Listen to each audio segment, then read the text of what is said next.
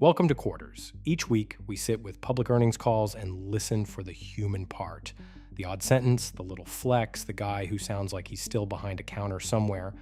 These calls are long. They're mostly numbers and caution language and people saying, as we previously guided, which is fine. Somebody has to say that. But every once in a while, a person leaks through. A joke that isn't quite a joke, a story they didn't need to tell, a sentence they've been waiting years to say out loud. That's the part I like to keep. I cut around it.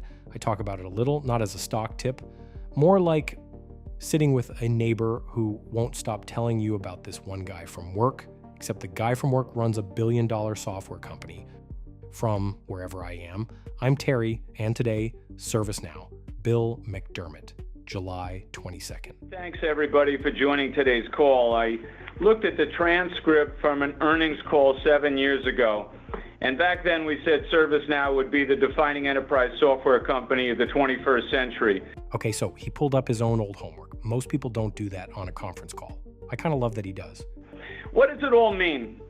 We are who we said we were. Yeah, he said it like he'd been saving it.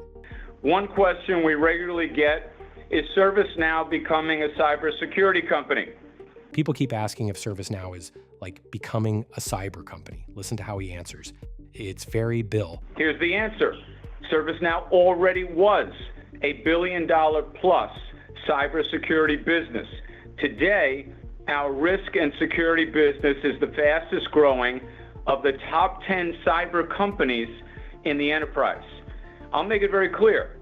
We now have a 10-figure cybersecurity business. Real quick, they beat growth around 23%, margin 29.5%, AI ACV over $1 billion. Cool. Scoreboard's fine. We're here for Bill. That's growing faster than all the other top cybersecurity companies. We're building the world's most integrated end-to-end security platform across cyber, risk and compliance, agentic incident response, exposure management, identity and access security, cyber physical security, and continuous vulnerability detection. And then he does this soft little thing, City Hall. The city of Raleigh became the first local government to deploy ServiceNow's L1 AI specialist in production with no in-house AI engineering bench behind it. That's right, it's on its own. The city is moving to become fully autonomous, one ticket category at a time. He goes, hey, here's the big one, which when Bill says that, you should probably listen. Hey, here's the big one.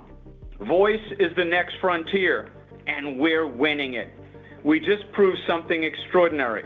A large airline has gone all in running their customer service voice calls on ServiceNow's voice AI CRM agents. This is live, in production, and handling 5 million annual voice calls in year one alone. The results speak for themselves. Customer satisfaction is off the charts. So, the line of the quarter, we are who we said we were. He went back 7 years, found the old transcript, and graded his own homework on a live call. Straight face, no wink. That's not a slogan to me. That's a person who needs his word to still mean something. In a business that changes its vocabulary every 6 months, he reached for an old sentence on purpose. I respect that more than I respect most guidance ranges. Quirk of the quarter, Raleigh, a city government. No AI engineering army in the basement. Just tickets getting answered, softest flex on the whole call. My favorite, because for a second, you aren't in a skyscraper, you're in a municipal building where somebody's trying to make Friday easier. That's the human scale hiding inside the platform story.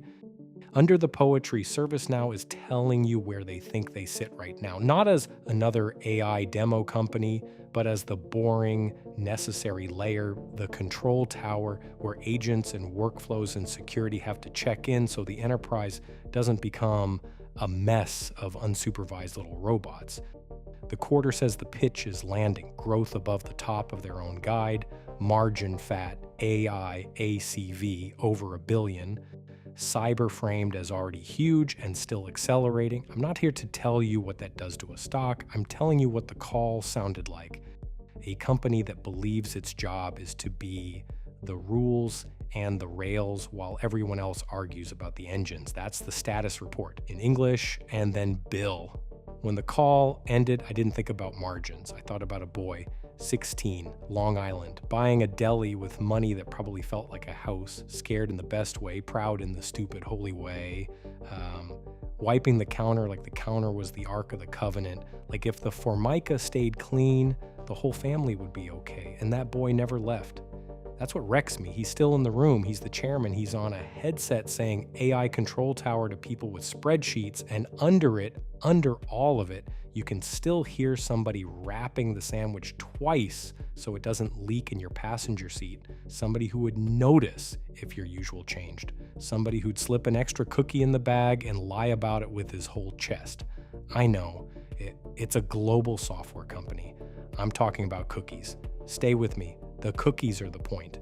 Bill talks to the enterprise like it's a person with a name, not investors, a regular, like you've been coming Thursdays, like he remembers your mom was sick in March and he's gently checking without making a speech about it.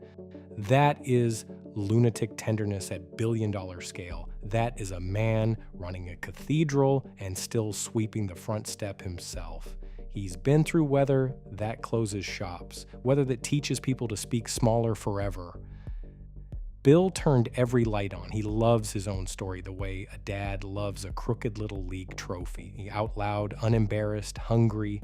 He holds up unicorns like holiday photos on the fridge. This one, look, this one, delight spilling out of him, almost crying and refusing to cry. So instead he says, "We are who we said we were." And if you're listening with your soft ears, you hear the translation, I told you I'd make it. I told the counter. I told the night. I kept the promise. That's a human being, not a ticker, a throat with a childhood still living in it. And here's the part that got me, really got me, in a year of robots and agents and 5 million phone calls answered by polite ghosts. The most advanced technology on that call was continuity, one guy trying not to become a stranger to himself, same word, same warmth, new machines in the kitchen, coffee still free if you look like you need it. I don't know him. He doesn't know me. For an hour, he sounded like somebody who'd miss you if you stopped coming in. That deli-shaped loyalty.